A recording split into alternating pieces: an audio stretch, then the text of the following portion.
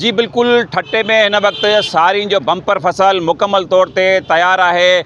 ज़मींदारनि ऐं हारियुनि जी जेके मेहनत है उन्हनि रंग लाथो है, पर इन सूरत में जेके कमीशन एजेंट आहिनि या जेके मिल मालिकान आहिनि उन्हनि जेको सो मुबैना तौर ते मिली भगत करे सारियुनि जो रेट कराए सघो आहे। असांजी मुख़्तलिफ़ ज़मींदारनि ऐं हारियुनि सां ॻाल्हि थी आहे त उन्हनि जो चवणु आहे त हिकु हफ़्तो पहिरीं जेको 3000 रुपया मण सारियूं जेको सो विकामंदी हुयूं उहो अचानक सां 2200-2300 रुपया फी मण कयो वियो आहे, जंहिंजे करे उन्हनि जे जेके से ख़र्चो बि कोन थो निकिरे।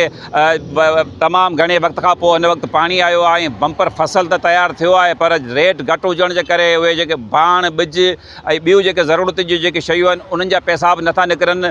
इन हवाले सां मुख़्तलिफ़ जेके ज़मींदार ऐं हारी असां सां गॾु आहिनि, वधीक उन्हनि खां पुछूं था त उहो इन हवाले सां छा था चवनि। ॿिज तमामु महांगो आहे ऐं ॿिज हाइब्रिड ॿिज आहे जेको असांखे माना जेको सो लखों रुपयनि में ख़ाली ॿिज पए थो। उन सां गॾोगॾु उनजो रुंबो आहे उहो तमामु महांगो आहे। उन खां पोइ ट्रैक्टर 3500-4000 रुपया कलाक ट्रैक्टर आहे। उन खां पोइ मज़दूरियूं आहिनि, उन खां पोइ उन में भाण आहिनि, दवाऊं आहिनि, ॿिज आहिनि ऐं मज़दूरियूं आहिनि।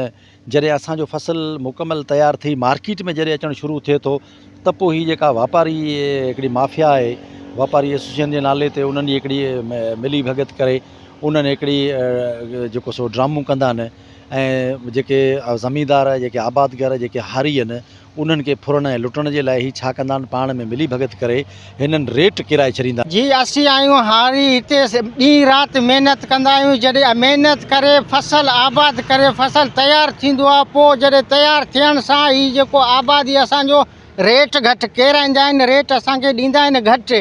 हाणे अॻे में हलंदो हो माना 3000 रुपया मण, हाणे हले पियो 2300 रुपया मण।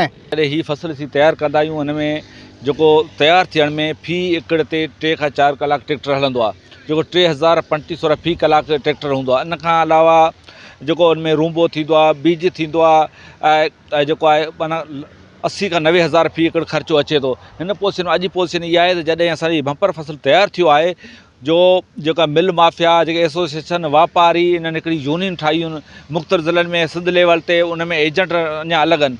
पोज़ीशन इहा ई थी आहे जो अॼु कुझु ॾींहं पहिरीं 60,000 रुपया खराड़ हो, अॼु वञी इन्हनि कयो आहे 2000 रुपया 1800 रुपया केजी।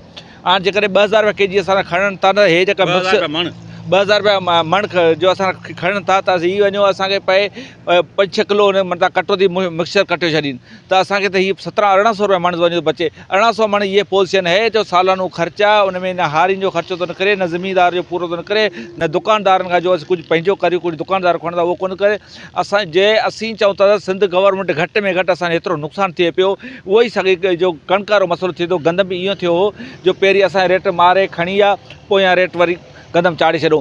जी बिल्कुलु तव्हां ज़मींदार ऐं हारियुनि जूं ॻाल्हियूं ॿुधियूं। उन्हनि जो चवणु आहे त मुसलसल महिनत खां पोइ हिन वक़्तु बम्पर फसल त तयारु थी चुको आहे सारियुनि जो, पर मिल मालिकान ऐं जेके कमीशन एजेंट आहिनि उहे हमेशह जेको सो मिली भगत करे रेट कराए छॾींदा आहिनि, जंहिंजे करे हुननि जो भाण ॿिज ऐं ॿियूं जेके ज़रूरत जूं शयूं आहिनि उन्हनि जा पैसा नथा निकिरनि।